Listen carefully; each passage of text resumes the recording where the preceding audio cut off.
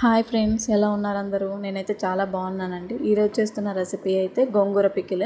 దానికి ఒక కట్ట గోంగూర తీసుకొని దాన్ని బాగా వాటర్లో వేసి క్లీన్ చేసుకోవాలండి. అలా క్లీన్ చేసుకున్న ఆకుని ఒక వైట్ క్లాత్లో వేసుకొని వాటర్ అనేది లేకోకుండా క్లీన్ చేసుకోవాలండి. ఆ క్లిప్ అయితే మిస్ అయింది, ఏమనుకోవద్దు. నెక్స్ట్ టైం చేసినప్పుడు ఈసారి క్లియర్గా పెడతాను.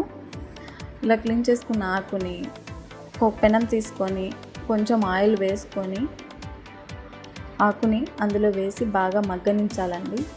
ఇలా మధ్య మధ్యలో కలుపుకుంటూ మగ్గనిస్తూ ఉండాలి. ఇది ఆకు మగ్గుతున్న టైంలోనే ఒక బౌల్ తీసుకొని అందులో ఆకుకు సరిపడే చింతపండుని తీసుకొని అందులో కొన్ని వాటర్ పోసుకొని బాగా మగ్గనించుకోవాలండి.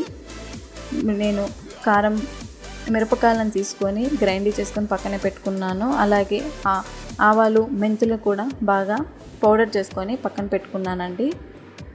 ఇది ఇలా మగ్గుతూ ఉన్నప్పుడే ఇంకా బాగా మగ్గనివ్వాలండి ఆకుని.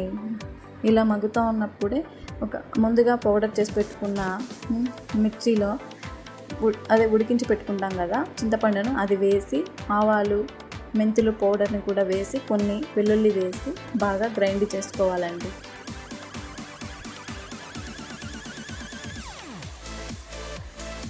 చూస్తారు కదా, ఆకు బాగా మగ్గుతూ ఉంది. కింద అడుగంటకోకుండా ఇట్లా మధ్యలో కలుపుకుంటూ ఉండాలి.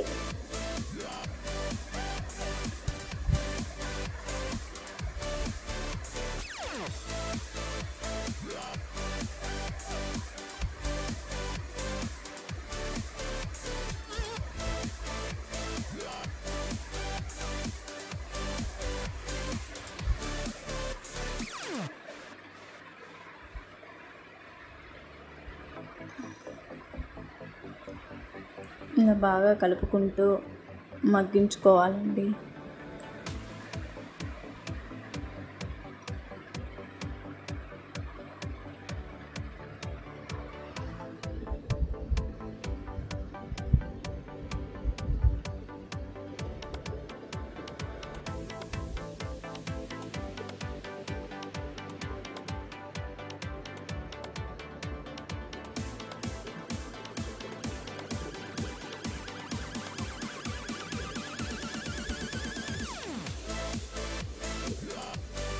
నేను ఆల్రెడీ ముందుగానే ఒకసారి మగ్గించుకొని ఒక చిన్న బాలంలో తీసుకున్నానండి. ఇంకా మిక్సీ పట్టిన ఆ పేస్ట్నంతా అలా మగ్గించుకున్న ఆకులో వేసి బాగా కలుపుకోవాలండి. నేనంతా ఒకటేసారి వేయలేదండి. చింతపండును 2 సార్లు మిక్సీ చేసుకున్నాను. ఆకును కూడా 2 సార్లు మగ్గించుకున్నాను.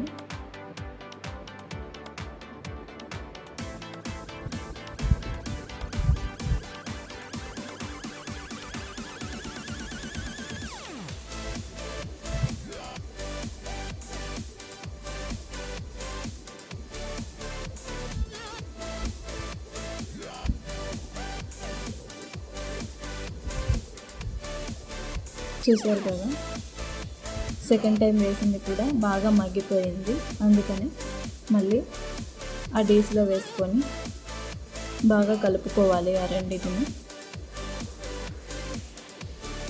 ఆకును కూడా మిక్సీలో వేసుకొని గ్రైండ్ చేసుకోవచ్చండి, బట్ మేమైతే వేసుకోలేదు. ఎందుకంటే ఇలా ఆకులుగా ఉంటేనే బాగుంటుంది అనేసి మేమైతే వేసుకోలేదు. మీకు కావాలనుకుంటే అలా మిర్చి పౌడర్ వేసుకున్నప్పుడే ఆకును కూడా వేసుకొని గ్రైండ్ చేసుకోవచ్చు.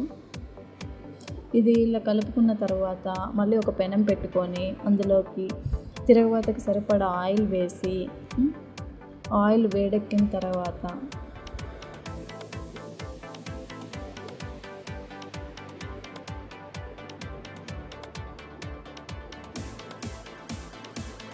చూసారు కదా, ఆయిల్ వేడెక్కుతూ ఉంది. ఇలా ఆయిల్ వేడెక్కేలోపు ఆకుని బాగా ఆ పౌడర్ అంతా కలిసేలాగా బాగా కలుపుకోవాలి. ఇలా ఆయిల్ వేడెక్కిన తర్వాత కొన్ని ఎండుమిర్చి వేసి కొన్ని తిరగబాత గింజలు వేసి బాగా అవి వేడి చేసుకోవాలి. అవి బాగా వేగేలాగా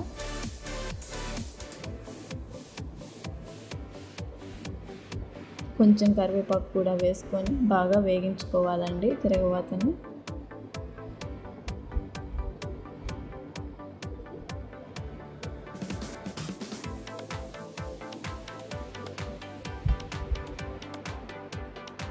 ఇలా బాగా వేగిన తర్వాత తిరగబాతని ముందుగా కలిపి పెట్టుకున్న గోంగూర, ఆ మిర్చి పౌడర్ అన్నిట్లో చింతపండు గుజ్జులో వేసుకొని బాగా కలుపుకోవాలండి.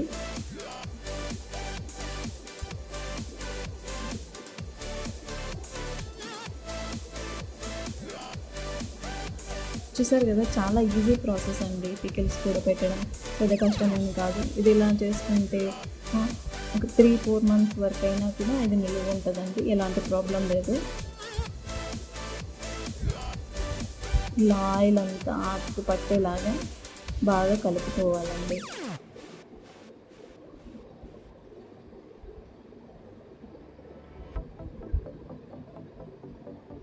మేము ఉప్పు అనేది చింతపండు ఉడకబెట్టేటప్పుడే వేసినామండి. మీరు కావాలనుకుంటే సరిపోయిందా లేదా అని చూసుకొని ఇప్పుడైనా వేసుకోవచ్చు.